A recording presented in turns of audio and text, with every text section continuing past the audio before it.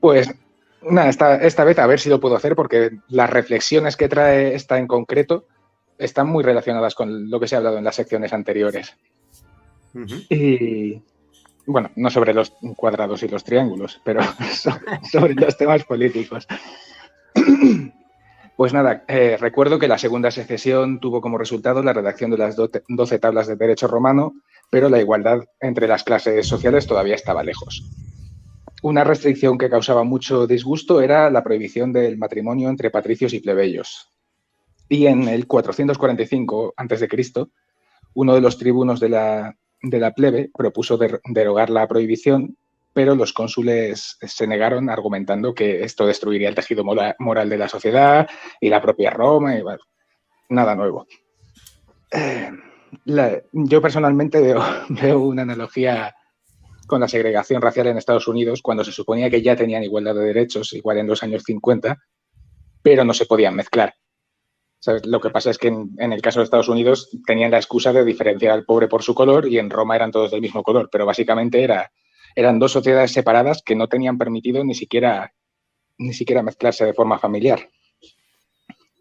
Y bueno, como he explicado antes, fueron consiguiendo derechos con las anteriores secesiones, y en este momento estaba el debate siendo muy seguido por la población.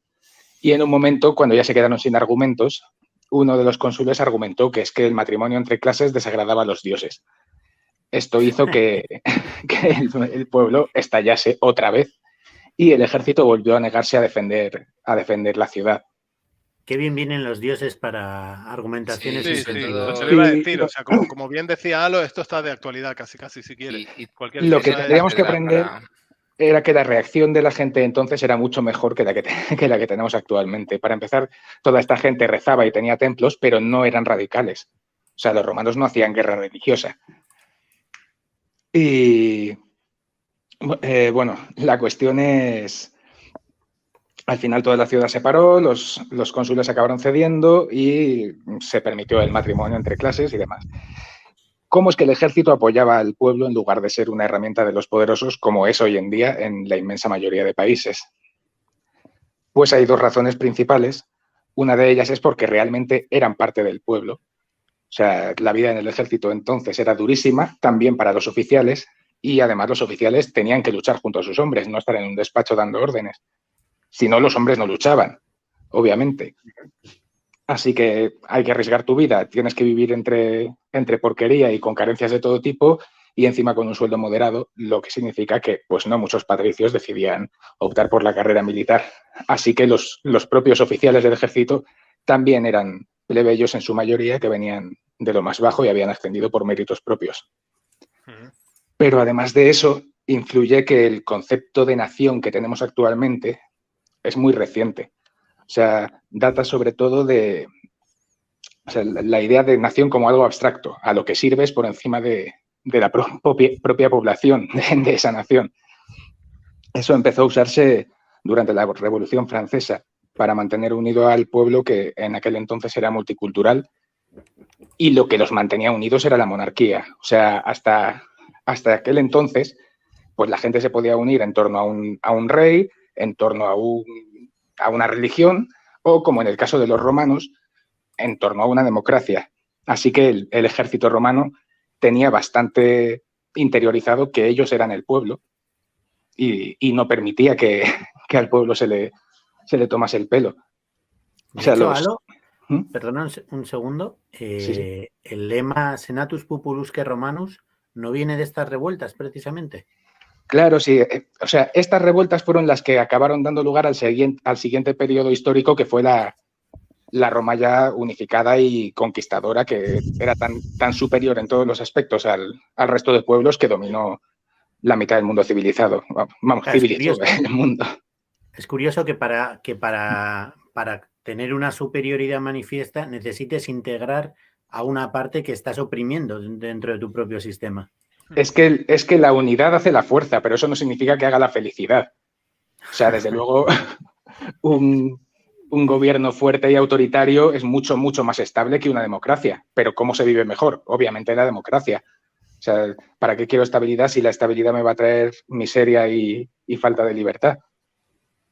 Qué bueno. O sea, en este caso, los romanos, cuando se volvieron conquistadores, fue en el periodo imperial, que ya dejaron la democracia un poco a un lado y empezaron a seguir a emperadores. Qué bueno. A ver, Alo. ¿Sí? Sí, que se Ah. escucha bien. No, es que se me había quedado como bloqueada la imagen. No sabía si me seguíais oyendo. Pero vamos, que no mucho más. Yo creo que en la próxima sección terminaré, porque en realidad la última fue la quinta, pero es que la cuarta no fue tal. La cuarta secesio plebis en realidad fueron un montón de secesiones pequeñitas a lo largo de 100 y pico años. Y nada, la quinta es un poco más extensa que esta, no se me hará tan cortita. Muy bien, perfecto, ¿no? Pero las reflexiones y una vez más la actualidad, pues vienen muy en casa. No, es que siempre la historia se refleja una y otra vez. O sea, por eso es tan importante conocerla, porque nos sirve no solo para ver por qué pasan las cosas, sino para tener una idea de cómo pueden desencadenarse al final los acontecimientos según las decisiones que tomemos. Sí. Muy bien, pues Alo, muchísimas gracias. Nos vemos, como decíamos, sí, la semana que viene. Bueno, a ti no te vemos, tú nos ves a nosotros. Y terminas el ciclo. Dale, sí, Xavi, dime. Que lo comentamos en el último programa, pero yo sí quiero insistir en una cosa. Esto que comenta lo de que la historia se repite una y otra vez.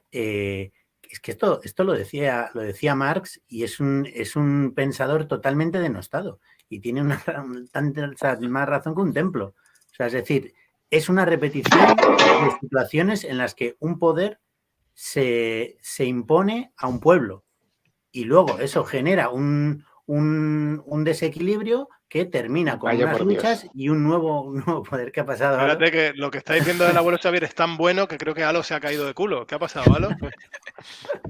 ¿Qué ha pasado? A ver, Alo, cuéntanos. Chicos, no sé si me oís, pero estoy perdiendo la conexión otra vez. Yo creo que esto pierde la señal cuando me callo la boca. No, hemos oído caer la antena que decías. Sí, se te ha caído una sartén. Ha caído un satélite. No, estaba intentando cambiar de posición y he acabado sacando el teléfono por la ventana a ver si pillaba algo. Porque en cuanto me callo, empiezo a veros entrecortados a vosotros. Creo que lo que mantiene la señal viva es la fuerza de mi voluntad. La audiencia. La señal de audiencia.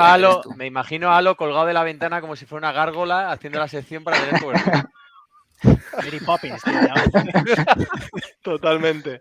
Bueno, Alo, no sé si te sientes en capacidad como para contestar lo que ha dicho abuelo Xavier, porque es que no he escuchado casi nada de lo que ha dicho el abuelo Xavier. Ha sido muy interesante. Que lo contestara, era sencillamente una puntualización que creo que Alo está de acuerdo por lo que ha dicho. Que esto de la repetición de la historia, esto ya lo explicó Marx y es un pensador que hoy en día está absolutamente denostado cuando ha sido trascendental y que tiene más razón que un templo, vamos. Sí, estoy absolutamente de acuerdo con eso. Muy bien. Queda dicho. Bueno, Alo, cuídate. Puedes entrar otra vez. Trepa y métete de nuevo en el salón. Y lo dicho, nos vemos la semana que viene. Muchas gracias por tu presencia, a pesar de las dificultades pluviales que condicionan la cobertura en la sierra madrileña.